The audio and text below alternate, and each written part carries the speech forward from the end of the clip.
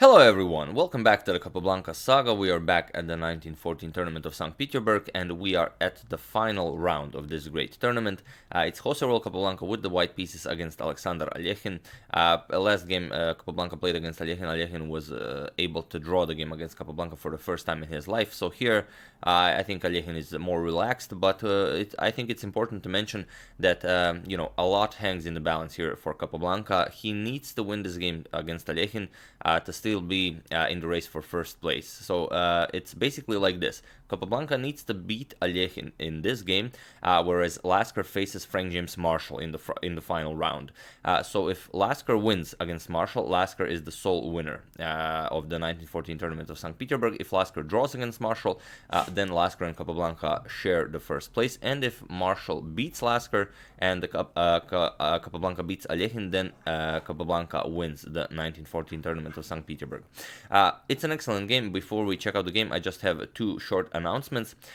First, I've started a poll about I will be starting a weekly tournament on Leeches, so you are here to decide on the time format. The first thing you will see in the description below is a link to this poll, so you will need to decide where you want to go: 1 plus 0, 1 plus 1, 2 plus 0, 3 plus 0.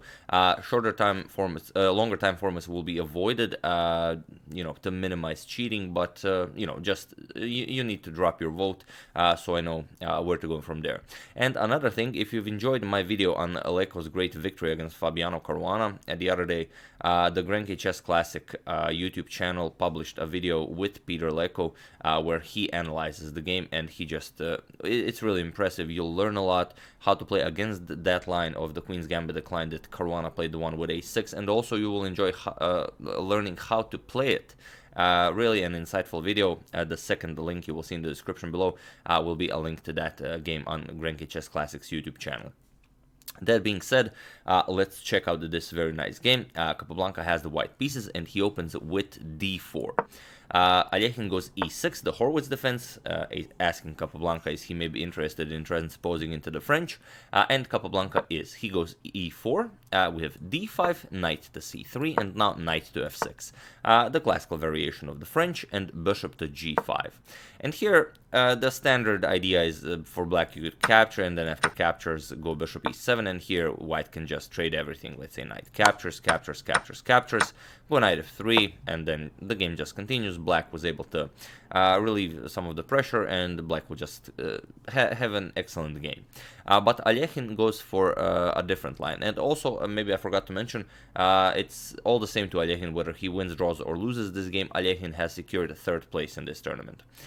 With h6, attacking the bishop here.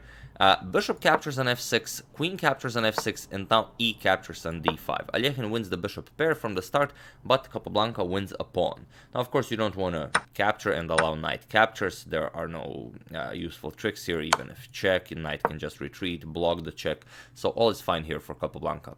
After e captures on d5, bishop to b4 by Alekhine. Bishop to b5 now with check. Capablanca wants to secure his extra pawn. We have c6, d captures on c6, now comes knight captures on c6, and knight to e2. Capablanca is ready to castle. Alekhine castles, we have castles by Capablanca as well, and now rook d8. So Capablanca still up a pawn, but now Alekhine will transfer all of his pieces to attack the d pawn. So Capablanca gives up the light square bishop as well to secure his extra pawn. First, knight to e4, attacking the queen. Queen to h4 by Alekhine, and now comes bishop captures on c6. Also defending the knight here, b captures on c6, and now you do have to defend the knight. You could try something like queen d3, you could try f3, but Capablanca goes for the most active plan, f4, now blocking the queen's attack towards the knight. So what does Alekhine do here? First, he develops bishop to a6, a nice developing move, connects rooks. Also, it comes with a nice pin here, controls the f1 square, as in the future Capablanca is most likely to push f5, bust open the f file, and he would definitely like to double rooks on the f file. And as long as this bishop controls f1, should be a pretty tough thing to achieve for Capablanca. And now c3. Kicking the bishop back, also strengthening the center here. Bishop back to f8, and now just queen to e1. Capablanca now says, I'm up a pawn, my position is better, let's trade queens, and I'm just going to beat you in the endgame. Alekhine, of course, is not interested in this. We have queen to h5, now with a double attack against the knight here, and now rook to f2. We have c5. Alekhine, of course, wants to get rid of his isolated pawn here, so he uses it to attack Capablanca's strong center. Knight captures on c5, bishop captures on c5, pawn captures, and queen captures, pinning the rook here, and now just knight to d4. A nice move by Capablanca. The knight is firmly placed on a dark square. In the center, Alekhine has a light square bishop, so Alekhine does not have a single piece he can use to kick this knight away from d4. So this is an excellent outpost. I wouldn't call it a monster knight just yet, but it is a fairly nicely placed knight. Rook to d5. Here, Alekhine takes this opportunity to double rooks along the d file, and he wants to push e5 to further activate his rooks. We have h3. Capablanca makes some room for his king, which will prove to be quite essential, as you'll see later. Rook 8 to d8, now just doubling rooks, and queen to e3 now. Now Capablanca's rook can also move, and we have e5, as planned by Alekhine. We have f captures on e5, rook captures on e5, and now queen to f3, getting the queen out of the way, but also with an attack against the f7 pawn. Queen to e7 defending, and here it's interesting, Alekhine allows Capablanca this very nice fork, which Capablanca plays. Knight to c6. You can see the queen is under attack, the rook is under attack, the other rook is under attack, and also the a7 pawn is under attack. So what was Alekhine's idea here? First, rook to e1 check. Rook captures, we have queen captures, and now of course you cannot block with the rook. As we mentioned, the bishop is still controlling the f1 square, so it's quite handy that Capablanca played that h3 move to make some room for the king. King to h2 is played, and now rook to d7, just guarding the f7 pawn.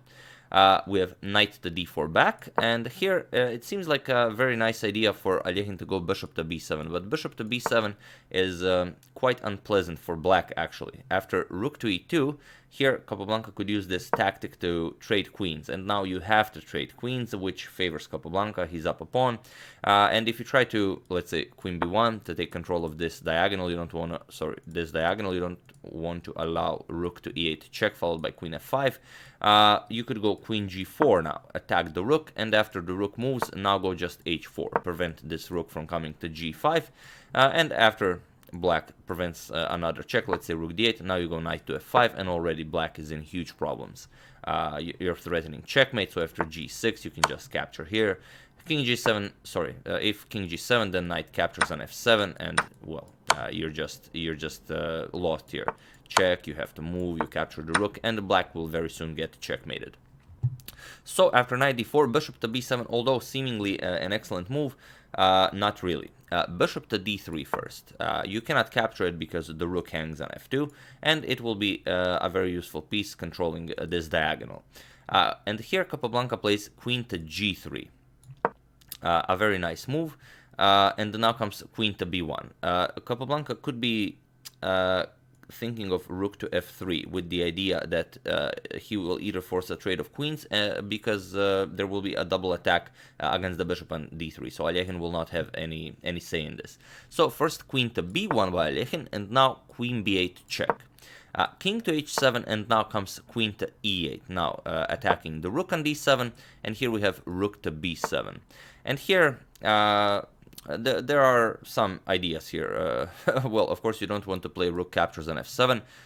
It's an idea, but bishop g6 just wins the game for Alekhine. You will not be trading anything. You're just going to lose your rook. So here Capablanca plays a beautiful move. After rook to b7, Capablanca goes knight to e6. And now it's a wonderful position. You might want to just enjoy it for a few seconds. What's the idea behind it? The idea is quite simple once you see the move knight e6. After pawn captures, just rook f8. And there's no way to prevent checkmate. The queen is controlling g6, rook to h8 will be checkmate. Alekhine, of course, cannot allow this, so Alekhine finds a sneaky move. Bishop to b5. Knight to f8 check is a huge threat, but at least now after this move, which now wasn't played, the king has to move. The knight also controls g6, so after king g8, you still don't have any nasty discoveries, because first you have to deal with your queen being under attack. So first, after bishop to b5, Capablanca just moves the queen. We have queen to c8, attacks the rook, and now rook to e7, attacks Capablanca's knight here. And here, knight to f8 check. So what do you play here? If you play king to h8, then the game is just lost for you. After knight g6 check, this comes with a double check from the knight and the queen. The rook is under attack, so after king h7, just knight captures here. The knight controls g6 and g8, queen to g8 will be checkmate. There's no way to prevent this. So after knight f8, we have king to g8. Now it's a bit different. Now knight g6 isn't all that impressive because it's not a double check. Alekhine could just block it with rook to e8. So Capablanca finds a different plan. Knight to d7 check, blocks the bishop control of d8 square. King to h7, and now comes... Here Capablanca played queen to c5 with an attack on the bishop and the rook. Also Capablanca could have forced an endgame here. It's interesting that he didn't, with knight to f8 check, king g8, and now go into this line that we've mentioned. Rook e8 blocking, and now knight to e7 check. King f8, and now queen to f5 would force a trade of queens here. You are forced to trade here because there's the threat of checkmate. Either you're gonna do that or lose the queen. So after queen captures, knight captures, Capablanca could have entered this endgame being up a pawn, but he decided against it. Instead, he went queen to c5, now attacking the bishop and the rook. Alekhine first uses this opportunity to bring his queen back into the game. Queen to e1, defending the rook, but also if the bishop is captured, Alekhine picks up Capablanca's rook on f2. But queen to f5 check, and this is the critical moment of the game. Alekhine is in check. What do you do here?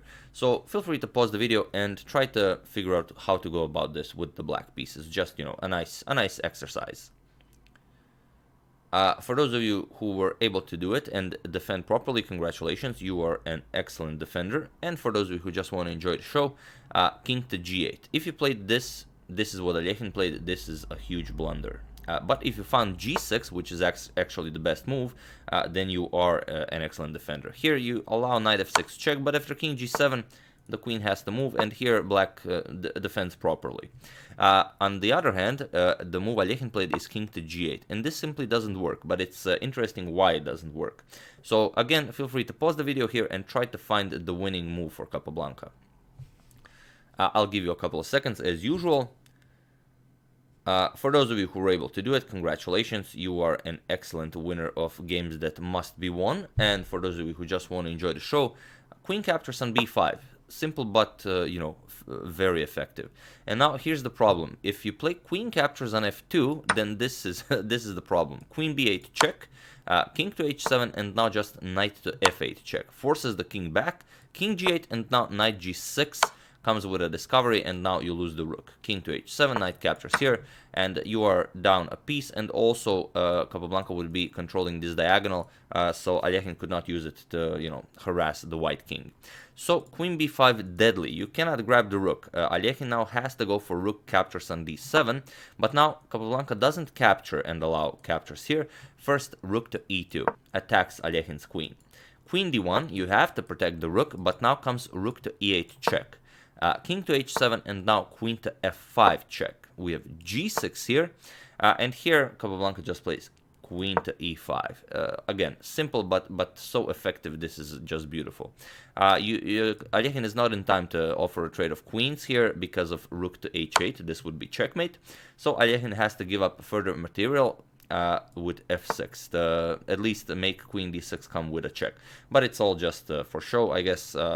Queen captures on f6 is played. Again, rook to h8, an unstoppable threat of checkmate. Queen to d6 check now is played, forces a trade of queens, which Capablanca doesn't mind. We have captures, and here Capablanca just played rook e7 check. Alekhine moved his king to g8, and now comes rook captures on a7. And it was in this position on move 45 that Alexander Alekhine resigned the game. Why did he resign? Well, he's down 3 pawns. Those are 3 connected pass pawns, and those are extremely fast, so you don't... I mean, there's no point in... any point in playing this. There's no way to even blunder. It would be impossible to even imagine black not losing this game. So Alekhine is not interested in this. But yeah, Capablanca wins the game, and now the most important question: how did Lasker play against Marshall? Well, I think it would be best just to show you, not that, but here it is. These are the final standings of the 1914 tournament of St. Petersburg. There you have it.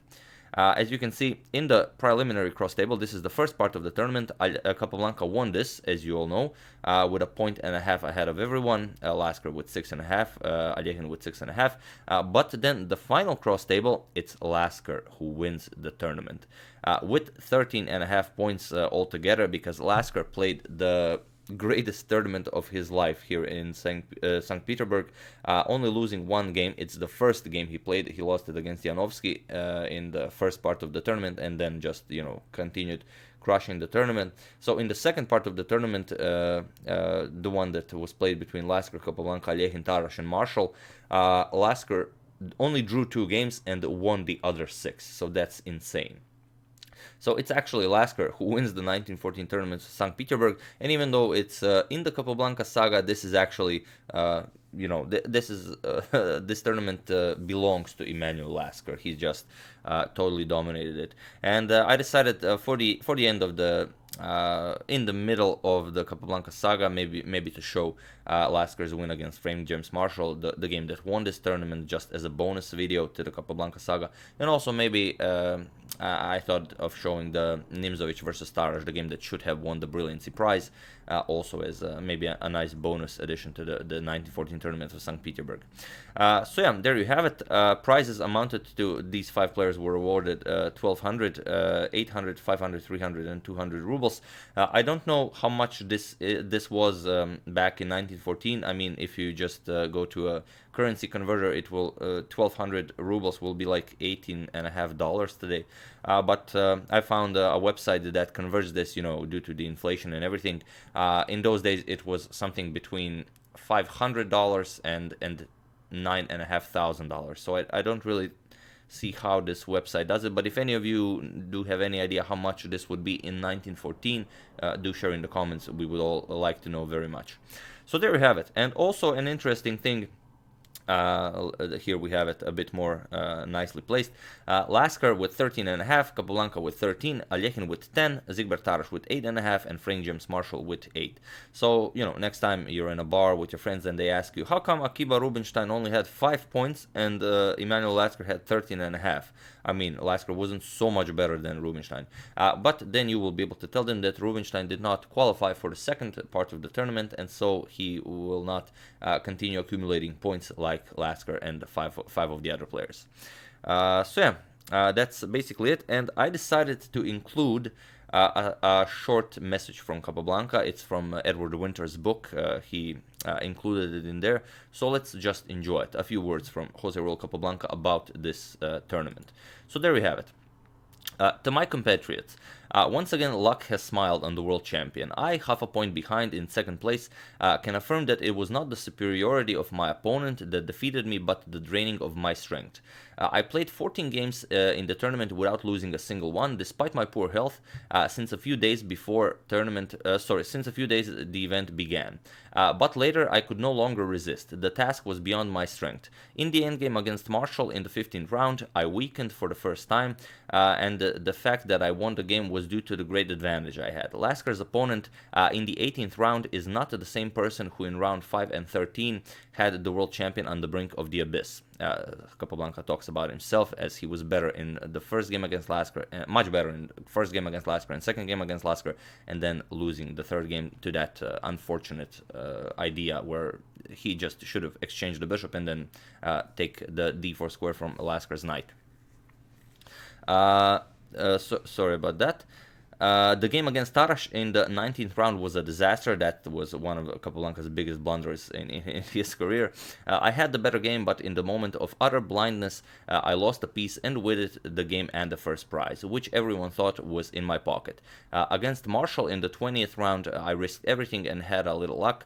Recovering my strength to some extent, I won a difficult ending. Against Alekhine in round 21, this is this game we've just shown, my position was easy. My opponent would be third whether he won or lost, whereas if I lost, I would be second by 1 point. If I won, I might come first, since Lasker could lose against Marshall. If Lasker drew, he and I would share first and second prizes. We already mentioned that. My opponent gave up a pawn for an attack. I maintained the advantage and, playing much better than on the previous days, managed to win.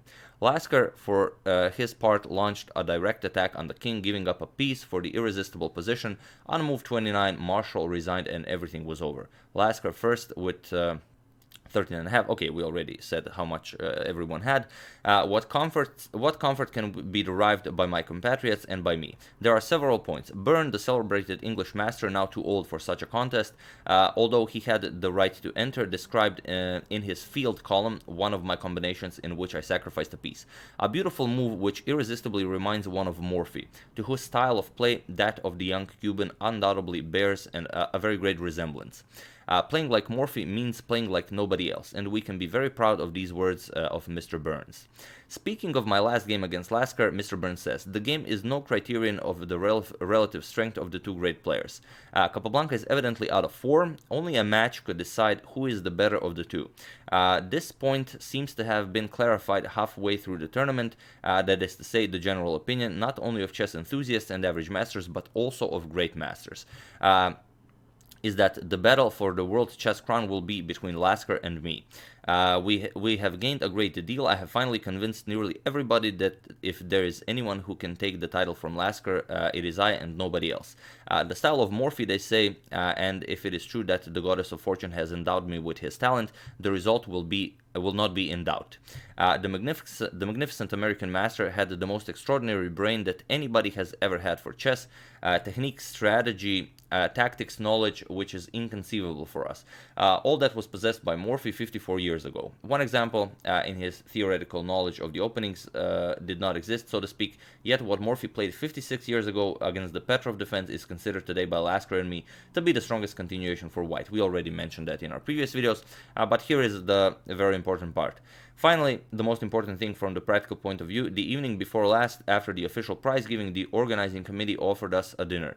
As I was being toasted by Mr. P.P. Saburov, the president of the committee of the All-Russian Chess Society, Dr. Lasker and his wife approached me with their champagne glasses to drink to my health and for my success. Now, interesting move by Lasker. We were thus reconciled, and shortly afterwards Dr. Lasker spoke to me about the matter which interests the chess world, the World Championship. As is well known, he has to play against Rubinstein, as Lasker has already agreed to play Rubinstein for the World Chess Championship match, and once that match is over, I am convinced that there will be no difficulty in arranging terms under which I shall play the victor. Before concluding, I wish to add that I have received a number of cables. Cable means a telegraph sent by cable from Havana, from the private secretary of the President of the Republic, from Mr. Patterson on behalf of the colleagues at the State Department, from the municipality of Havana, signed by Dr. Sanchez Quiros, at the proposal of Mr. Ayala, from Mr. Marquis Sterling, president of the Havana Chess Club from the municipality of Mariano. To all of them I offer my most sincere thanks for their congratulations, regretting that I did not have the strength to give them the pleasure of congratulating me on being undefeated. Perhaps in the next tournament I do not lack the will or the courage. So there you have it, a short message from Capablanca about this entire event, where he played a brilliant tournament, but then at the end of the second part of the tournament, he just couldn't keep up, and Lasker played one of the greatest tournaments of his life, where he just completely obliterated the field. So yeah, that's the game. I do hope you enjoyed it, and that you are still enjoying my coverage of the Capablanca saga so far. I also said that I will most likely include Lasker's win against Marshall as a bonus to the Capablanca saga, but we are, most likely gonna return to 1914 Tournament of St. Petersburg at some point, as we've only covered Capablanca's games, and there are so many great games here. We could cover Rubinstein's games, Marshall's games, Tarar's games, Lasker's games. Of course, I'm still waiting to get the great book by Dr. Zygmunt Tarash about this tournament, so I'm sure we will be returning to it, but I just considered this to be like a nice bonus maybe. So yeah, don't forget to vote on my weekly tournament. The first link in the description below. The second link in the description below. Check out Peter Leko's video about his victory over Caruana. Wonderful stuff. This will be the second link in the description below. Do check it out. I would like to thank Jonathan Miller, Ezra Baidur, Richard Yarnell, Wesley Carter, and Alexander George for a contribution to my channel. Thank you a lot. I really appreciate it. As usual, you can check two of my previous videos here. Thank you all for watching, and I will see you soon, hopefully with some more interesting content, checking up on your suggestions, doing the two bonus videos, and then we'll consider where to go with the Capablanca saga from then. But I'm sure we'll manage. So thank you all, and I will see you soon.